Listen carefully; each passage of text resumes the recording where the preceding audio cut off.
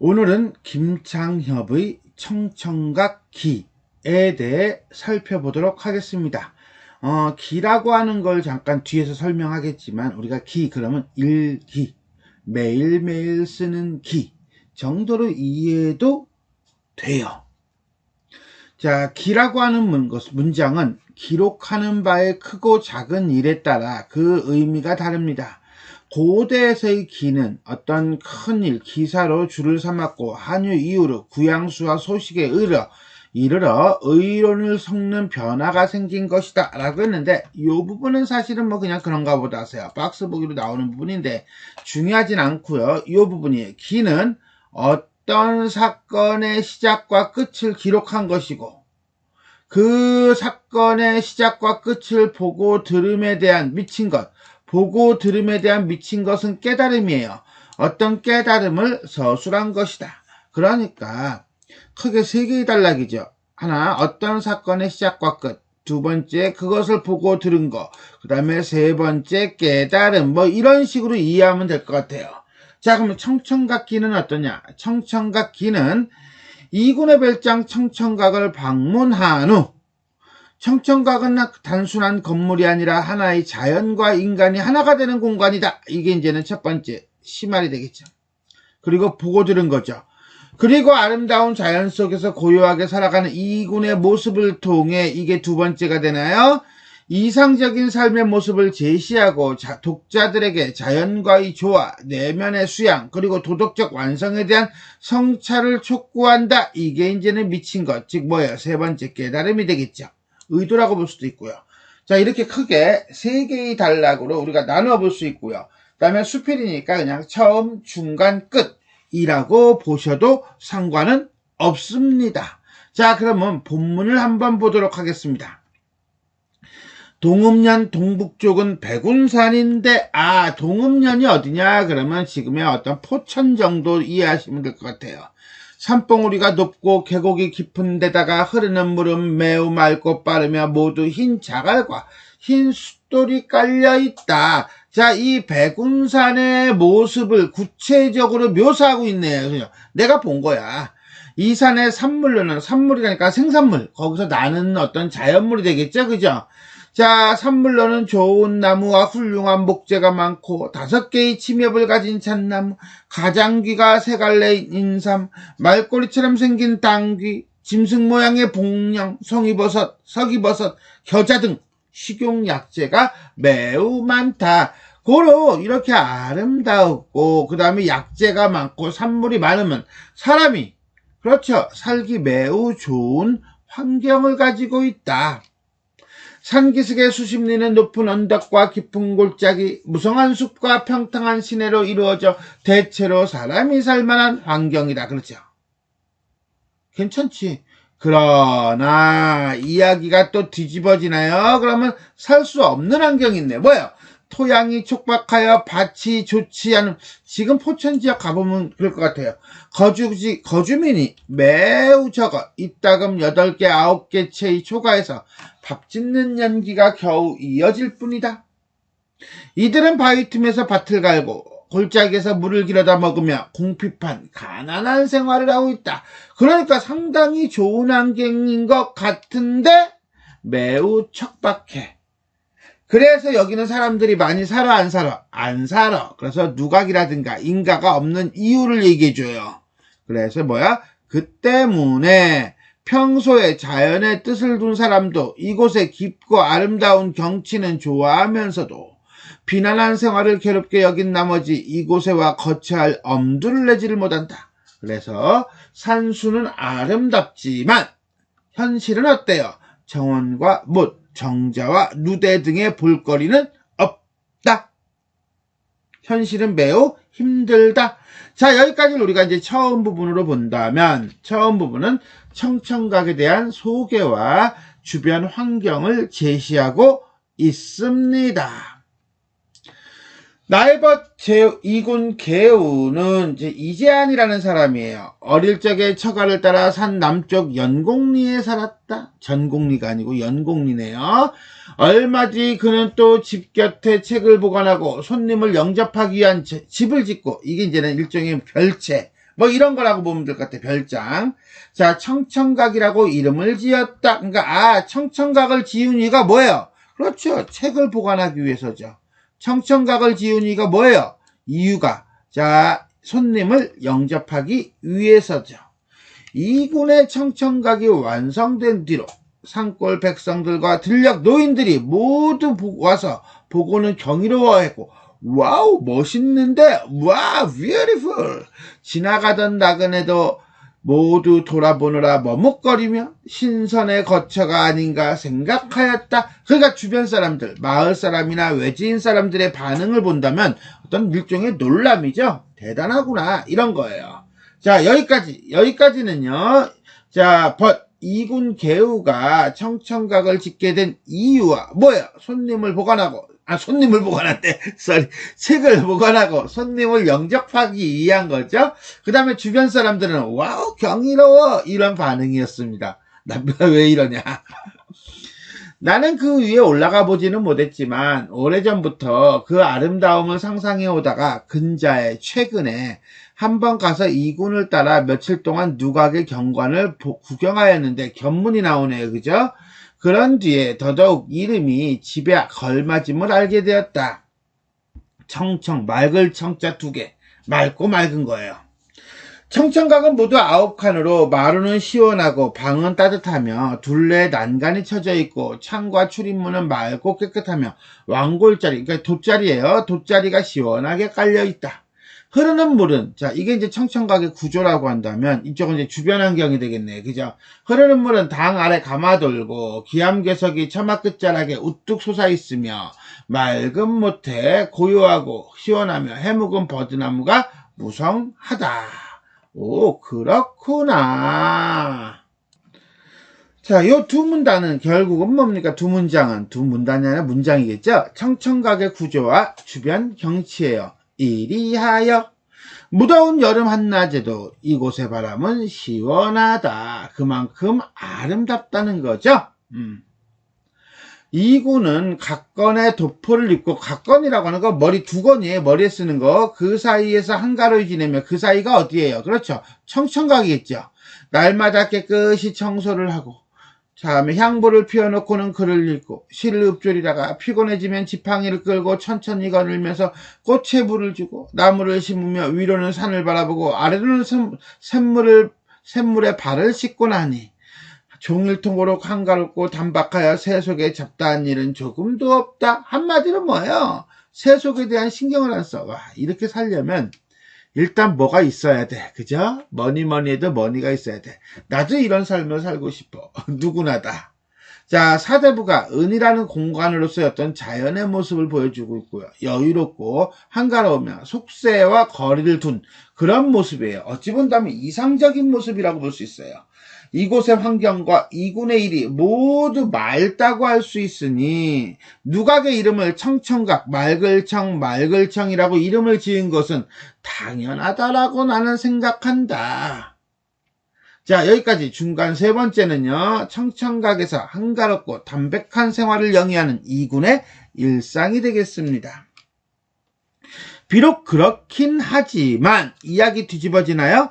환경은 외물이고 일은 거친 자취이다. 일종의 모든 인간은 죽는다와 같은 대전제적인 역할을 해요. 환경을 따르면 외면만 탐하고 내면을 잊게 되며 일에 얽매이면 거친 것만 얻고 정밀한 것은 잃게 된다. 그러니까 한쪽에만 치우치면 된다? 안 된다.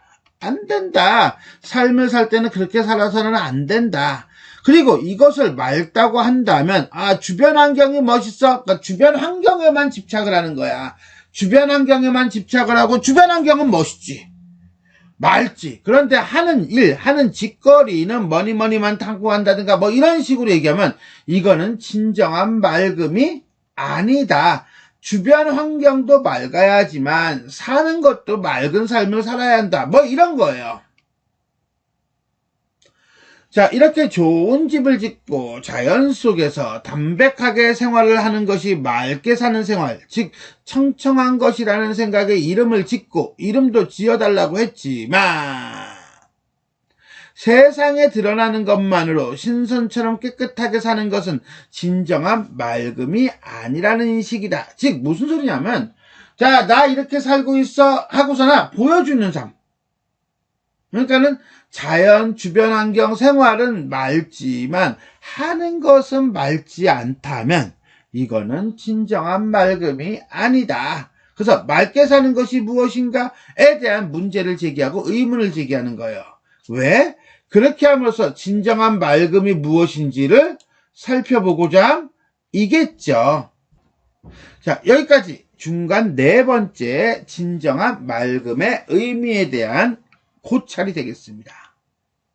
내가 보건대 이구는 사람됨이 온화하고 단박하여 세속적인 이익에 무관심해. 세속적인 이익에 무관심하다는 것은 결국 뭐야? 삶 자체, 하는 일도, 하는 짓도, 하는 모습도, 사는 모습도 막다는 거죠. 자, 이군의 성품을 직접적으로 제시하면서 비단 옷을 입고 옥을 차는 부귀한 집안, 한마디로 뭐야? 환경이에요. 에서 태어났지만 그의 용모는 들판의 학과 같고 그의 기운은 깊은 숲속의 난초와 같으니 그는 실로 탁한 세상, 인간 세상, 속세, 홍진, 미진의 맑은 선비이다 라고 평가를 내리고 있네요. 그러니까는 주변 환경만 맑은 것이 아니라 인간됨도 막다는 얘기죠. 여기에 만족하지 않고 도의로 자신을 연마하며 학문을 하여 밝고 활달한 근원에 도달하고 본심을 지켜 텅 비고 밝은 본체, 한마디로 본성이에요. 본성을 길러서 투명한 유리병이나 맑은 가을달과 같았던 연평처럼 누구? 이동이라는 사람입니다. 역사적인 인물과 비교하고 있는 거예요. 외물의 누를 깨끗이 씻어내요. 누가 그렇지 이군이 가슴속에 맑게 할 수 있다면 누가 이군이 진짜 그렇게 살았나 봐. 이것은 천하에서 가장 완전한 믿음일 것이야 라고 아까 의문을 제기했다면 어떤 삶이 그러면 완전한 믿음이 맑음인데 라고 하는 거죠. 작가가 생각하는 일종의 진정한 맑음의 의미를 드러내고 있는 거예요. 도의를 연마하고 학문을 닫고 그 다음에 자신의 본래의 마음 본심을 깨닫고 그 다음에 본심을 기르고 그 다음에 가슴속을 해맑게 할 때 이럴 때 진정한 맑음을 얻을 수 있다는 것이야. 그렇게 된다면 이 누각에 사는 것이 부끄럽지 않을 것이니 이군이 이 누각의 이름을 정한 것은 그 뜻이 분명히 여기에 있을 것이야. 그러나 맑음이라고 하지 않고 굳이 중복, 청청이라고 한 것은 스스로 다짐하고자 하는 깊은 뜻이 있을 것이야 라고 글쓴이가 판단하고 있는 거지요. 외부도 맑고 내부도 맑고. 자, 중간 다섯 번째 이군의 성품과 도의에 대한 추구.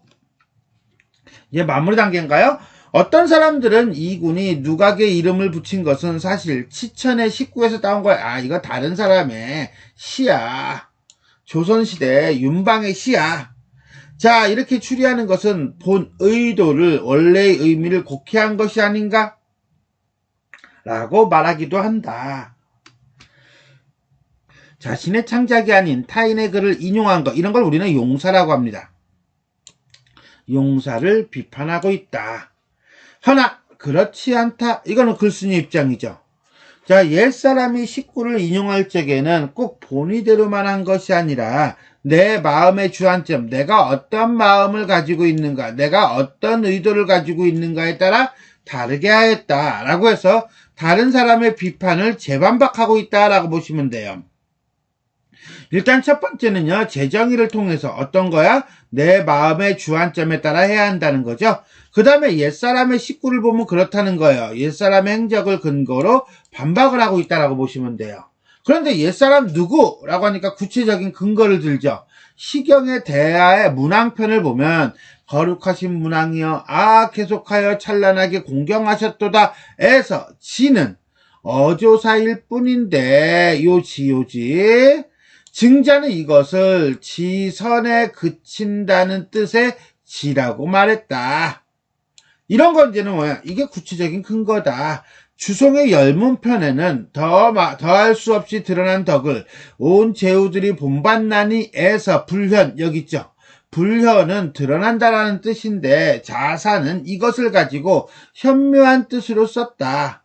지금의 치천의 식구를 이군이 취한 것은 바로 이러한 종류이다 라고 해서 다른 사람의 비판을 반박한 후에 구체적인 근거를 들어서 논리를 강화하고 있다라고 보시면 돼요. 그렇지 않다면 동음에서 풍패로 옮겨가고 풍패에서 청청으로 옮겨간 것이니. 자, 요것도 인용이래요. 진나라 선흥에 우물인 세약제 남긴 사언시 이런 구절이 있다는데 이걸 인용한 거라고 합니다. 근데 난 딱 와닿지가 않기는 해. 그 뜻을 취한 것이 너무 거리가 멀어. 그렇지. 너무 멀어. 그렇지. 딱 와닿지가 않아. 친근하지 못하며 너무 모아여 분명치 못한 것이 아니겠는가. 그 때문에 나는 이와 같은 방법으로 그의 뜻을 추리해 본 것이다. 청천이라는 말은 아마 이런 뜻이 아닐 거야 라고 한 거야. 이군의 본의가 아니다 라고 말하더라도 석연이 마음에 맞는 점이 있어. 그래, 그것도 네 말도 맞아 라고 하고 빙글에 웃을 것이다. 왜? 그 뜻을 취한 것이 거리가 너무 멀어 친근하지 못해. 친근하지 못하는 건 딱 와닿아서 아, 그런 뜻이구나 라고 깨닫지 못한다는 거야. 뭐지? 왜 이런 말을 썼지? 라고 한다는 거야. 그래, 네 말도 맞아. 내가 그런 의도가 있지 라고 생각하며 빙글에 웃을 것이다 라고 해서 이군의 용사에 대한 세간의 평가, 그 평가에 대한 글쓴이의 반박이라고 보시면 됩니다. 그러니까 거리를 멀게 했다는 것은 모호하고 그렇게 살짝만 건드린 거다. 뭐 이렇게 이해하면 될 것 같아요. 신민년 윤달 14일에 농암 포맹이 기를 쓰다 해서 이 신민년 윤달 14일이 글을 쓴 시간이라고 한다면 농암 포맹은 작가가 되겠죠? 기는 글의 종류가 될 거고요. 그런데 농암 포맹이 뭐냐는 거야. 그랬더니 농암은 내가 알아요. 농암이라는 단어는요, 이건 작가의 호예요. 김창엽의 호가 농암입니다. 그럼 포맹은 또 뭐야? 그래서 찾아봤더니 포맹은 세금을 내지 않는 사람을 가리키는 거래요. 그 말은 무슨 소리냐? 그랬더니 자신은 세금을 낼 만큼 부유하지 않다라는 뜻이래요. 그러면 이군하고는 완전히 반대네요. 그죠? 난 세금 낼 자격도 없는 사람이야. 왜 이런 말을 썼을까라고 하는 걸 이렇게 해석을 해놨더라고요. 농암 자신이 글 끝에 자신을 포맹이라고 표현한 점이 독특하다. 포는 세금을 내지 않은 경우를 뜻하고 맹은 이사 온 사람을 뜻하니 아마 자신이 벼슬을 버리고 이곳에 들어왔고 돈도 별로 없다는 단어를 써서 표현한 것 같다. 이렇게 보면 친구는 돈이 많은 집인데 돈이 있어서 경치 좋은 곳을 골라 멋진 집을 짓고 깨끗하게 사는 것만으로는 진정한 선비가 될 수 없음을 강조하며 돈이 없어도 이렇게 살아야 돼 라고 하는 것이 아닐까라고 해석을 해놨더라고요. 와, 이것도 말이 돼. 너는 돈 많으니까 이렇게 살지? 그래, 좋겠다. 괜찮은데 난 돈 없어. 하지만 나도 이렇게 살아. 뭐 이런 것도 아닐까? 어쨌거나 간에 뭐 이거는 큰 의미는 아니고요. 내용을 판단하는 데 있어서 주제는 누각의 이름에 대한 세간의 비판과 그 다음에 그것에 대한 글쓴이의 반박이라고 보시면 되겠습니다. 자, 전체 한번 정리해 보도록 하겠습니다. 고전수필이고요. 기고요. 교훈적이고요. 청청각 주위의 경관과 청청각 주인인 이군 개우의 성품에 대한 예찬, 그리고 기대죠. 자, 특징 첫 번째, 인물 또는 사물과 이치가 하나를 이루는 형태로 논지를 전개하고 있다. 여기서 말하는 인물이라고 하는 것은 이군을 얘기하는 것이고요. 사물이라고 하는 것은 청청각, 그 다음에 청청각 주변의 경치가 되겠죠. 자, 환경은 외물이고 일은 자취이다. 환경을 따르면 외면만 탐하게 되고 내면은 잊게 되며 일에 얽매이면 거친 것만 얻고 정밀한 것은 잃게 되니 진정한 말다라고 할 수는 없다 해놓고 일단 인물 볼게요. 인물과 사물인데 사물에 대한 얘기는 워낙에 많이 했으니까 자, 이구는 비단 옷을 입고 옥을 차는 부귀한 집안에서 태어났지만 환경이죠. 그의 용모는 들판의 학과 같고 그의 기운은 깊은 숲속의 난초와 같으니 일이 되겠죠. 실로 탁한 세상의 맑은 선비이다. 더더군다나 그는요 만족하지 않고 도의로 자신을 연말하며 외물의 누를 깨끗이 씻어내어 가슴속을 해맑게 하고 있어요. 그러니 이것을 진정한 맑음이라고 그래요. 그래서 이 사람은 뭐야? 글자를 중복하여 어떻게 합니까? 청이라고 하였다라고 보는 겁니다. 환경이 청하다 하여도 주인의 청이 없으면 지극한 청이 아니라며 주인의 사람됨이 온화하고 단박하여 세속적인 이익에 무관심하여 청이라 하고 다시 여기에 만족하지 않고 도의로 자신을 연마하며 학문을 밟고 활달한 근원에 도달하고 본심을 지켜 텅 비고 밝은 본체를 길러서 투명한 유리병이나 맑은 가을달과 같았던 연평처럼 외물의 누를 깨끗이 씻어내어 가슴속을 해맑게 할 수 있다면 완전한 맑음일 것이다 라고 말합니다. 그리고 난 다음에 이름을 청청이라고 합니다. 이것을 다시 말한다면 자기가 처한 환경은 겉으로 드러나는 현상이고 살아가는 방식은 거친 자취일 뿐이다. 환경을 따르는 것은 외면만 탐하는 것이어서 내면을 잊게 하고 일에 얽매이는 것은 거친 것만 얻고 정밀한 것은 잃게 된다. 그러니 단순히 경치가 좋고 산수가 좋은 곳에서 신선처럼 사는 것만으로는 청청하다, 맑고 맑다라는 이름을 얻을 수가 없고 그 속에 살면서 진정한 선비로서의 세상의 이치를 연마하고 그것을 깨닫고 마음을 완전히 맑게 하고 욕심을 비우고 세상이 모범이 되는 삶을 살아야 한다라고 얘기하고 있는 겁니다. 즉 주관적 정의, 맑음이라고 하는 거죠. 맑고 맑은 것은 어떤 것이야? 라고 하는 것을 얘기하는 게 주된 내용인데 이것을 실제 생활을 묘사하여 논리를 매우 자연스럽게 끌어가고 있다는 것이 이 글의 특징이라고 보시면 되겠습니다. 대상을 구체적이고 자세하게 묘사함으로써 논의의 근거로 삼고 있다. 자, 묘사는요, 가장 대표적인 거 맨 앞에 나오죠? 뭡니까? 그렇죠. 백운산에 대한 묘사예요. 백운산에 대한 묘사는 되게 디테일해요. 그죠? 이렇게 디테일하면서 결국 뭐야? 이런 데서는 살아야 돼. 라고 하는 누각의 필요성을 강조하고 있다는 거죠.